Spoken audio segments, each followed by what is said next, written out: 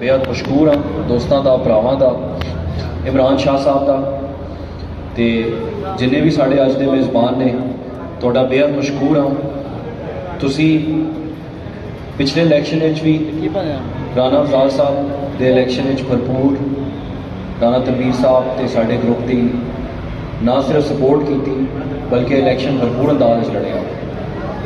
उन्हें इलैक्शन जिमें साडा भाई कह रहा सी साढ़े वास्ते बड़े दुखी वक्त असी इलैक्शन लड़ रहे हैं। कोई शौक नाल इलैक्शन नहीं लड़ रहे, मजबूरी नाल इलैक्शन लड़ रहे हैं। राणा अफजाल हुसैन साहब अल्लाह जनते फरदौस देवे, साढ़े लिए खानदानी सदमा है, जाहिर गल है। लेकिन क्योंकि सीट का खला पैदा हो गया तो मैं भी इलैक्शन की तैयारी तो नहीं, असी तो अपनी तरफों जिमनी इलैक्शन अलहमदुलिल्लाह अल्लाह की करम नाल जित के असी ईजी हो गए सन कि हम 4-5 साल इलाके की खिदमत होएगी। लेकिन जदों यह सदमा होया है तो फिर राणा तनवीर साहब ने अपने लोगों को फिर भी नहीं छड्या, क्योंकि जदों इस तरह जाती सदमा होए फिर बंदा सियासत नहीं इन्नी सोचता कि सियासत की होना है। मैनू अगर उन्होंने खिदमत का मौका दिता इंशाल्लाह मैं भरपूर अंदाज चनू पूरा करांगा। राणा अफजाल हुसैन साहब ते जिहड़े वो सोच रहे सन या कर रहे सन वो सारे वादे जिहड़े उन्होंने किए, जिहड़े प्रोग्राम शुरू किए इंशाल्लाह असीं मिल के उन्होंने तकमील करांगे। मैं तुहानूं दसां कि मुखालफां दे बारे गल भी हो रही सी, शेरो शायरी भी हो रही सी। लोगों को इत्थे सियासत का शौक है, लोगों को अपनी जाती वफात पसंद है। असी सिर्फ एक मिशन ते हाँ लोगों की खिदमत करनी है। अगर नहीं तो अगर लोगों की खिदमत का जज्बा ना होता तो कोई भी बेशक इलैक्शन लड़ लेंदा। राणा तनवीर साहब तो जिते हुए ने माशाअल्लाह, फेडरल मिनिस्टर ने राणा तीक साहब MLA ने, पार्लिमानी सैकटरी ने। सानू एक होर अपनी फैमिली को अपना पार्टी या टिकट की या सीट की जरूरत नहीं सी, क्योंकि खला पैदा हो गया। राणा तनवीर साहब ने सोचा कि जेड़े मैं इतने काम करने ने फिर ना डिरेल हो जाए, फिर कोई ऐसा बंदा ना आ जाए जी छछाल मार के फिर पार्टी छड़ जाए। इस वजह तो मैनू अगे किया गया तो मैं इंशाल्लाह कोशिश करांगा कि जोड़ा मिशन साडा 8 फरवरी तो बाद शुरू होया तरक्की का उन्होंने भरपूर अंदाज अगे लैके जावां इंशाल्लाह।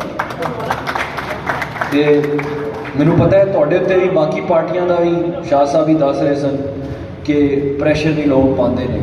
लेकिन अगर कोई तुहाडे कोल आए तुसीं पुछो तो सही कि यार तुहाडे मादी च कोई है चीज़ ऐसी विखाण वाली, किस चीज़ के तुसीं वोट मंगते हो? सिर्फ अपने लीडर के नाम से कोई कम विखाओ, हल्के कोई चीज़ विखाओ। साढ़े कोल ते राणा तनवीर साहब का 40 साल का खिदमत का सफ़र है। मैं अज अगर शुरू करा तो किन्ने घंटे लग जाएंगे, वो भी जवाब देना कि किस मंशूर के उत्ते वो सियासत कर रहे हैं। सिर्फ है कि इंतशार पसंदी इस्लामाबाद से फिर हमला करन जा रहे हैं, यह सवाल करना साडा बनता है। बार बार इलैक्शन हिस्सा लेंदे ने, गालम गलोच, मार धाड़, गलत पॉलिटिक्स जोड़ा उन्होंने तरीक़ेकार है उन्होंने सानू रोकना चाहिए। तो रुके हुए है अलहमदुलिल्लाह इस हल्के जनरल इलैक्शन भी तो फिर जिमनी इलैक्शन शानदार कामयाबी मिली मुस्लिम लीग।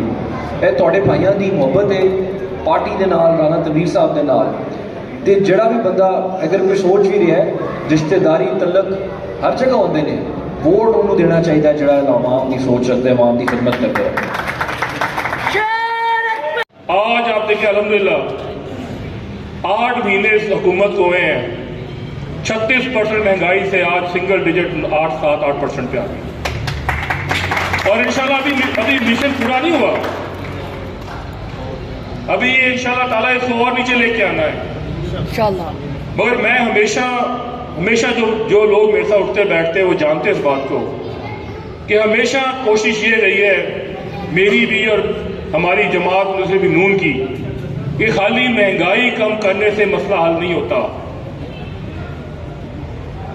पाकिस्तान का जो असल मसला है, जो पाकिस्तान में रहने वाले शहरियों का जो असल मसला है, जो सारे मुसीबत की जड़ है, वो बेरोजगारी है।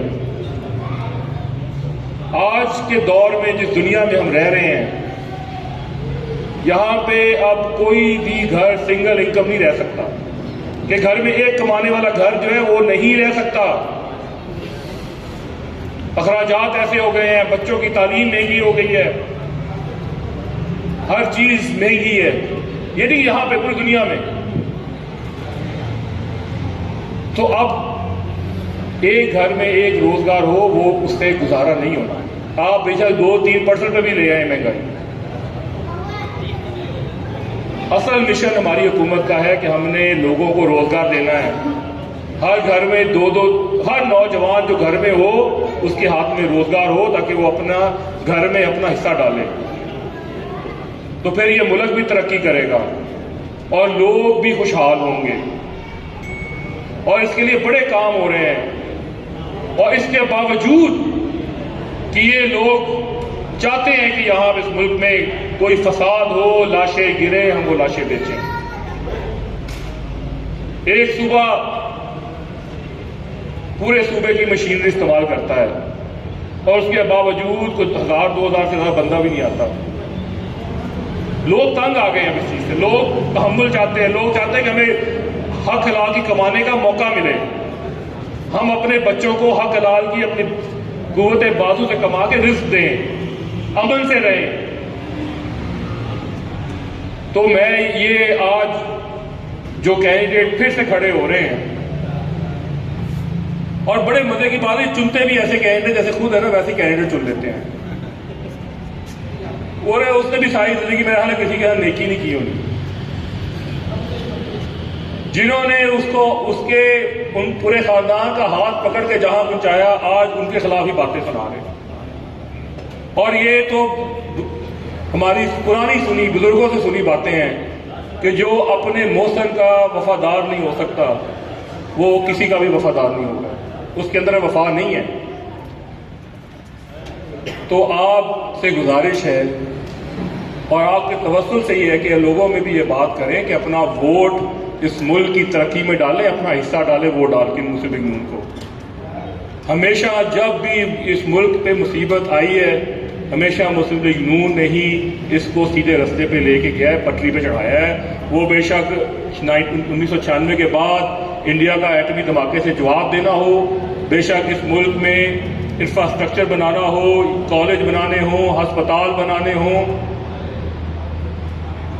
मैं अक्सर सवाल करता हूं कि 2018 से पहले हर सरकारी अस्पताल में अद्वियात मुफ्त मिलती थी। तो 2018 के इलेक्शन के बाद ऐसा क्या हो गया, ऐसी क्या आफत आ गई कि गरीब की दवाएं, मुफ्त दवाइयां उसे छीन ली गई। और मैं उन दवाइयों की बात कर रहा हूं जो लाइफ सेविंग ड्रग्स होते हैं, जिसमें आपके डायबिटिक लोगों की इंसुलिन होती है। आज अगर पूरे पंजाब में डायलिसिस सेंटर सरकारी बने हुए हैं तो वो भी मुस्लिम लीग नून के दौर के बने हुए हैं। अगर कोई डिग्री कॉलेज बने हुए हैं और उनको अगर की अपग्रेडेशन हुई हुई है, वो मुस्लिम लीग नून के दौर की। ये इस तरह के खोखले नारे मार के कि हमने हकीकी आज़ादी कर देनी है, फलाना कर देना है, इस तरह के झूठे नारे वो लोग लगाते हैं जिनके पास कोई कारकर्दगी दिखाने के लिए ना हो। मैं तो आज भी चैलेंज करता हूं यहां खड़ा होकर कि पीटीआई के जो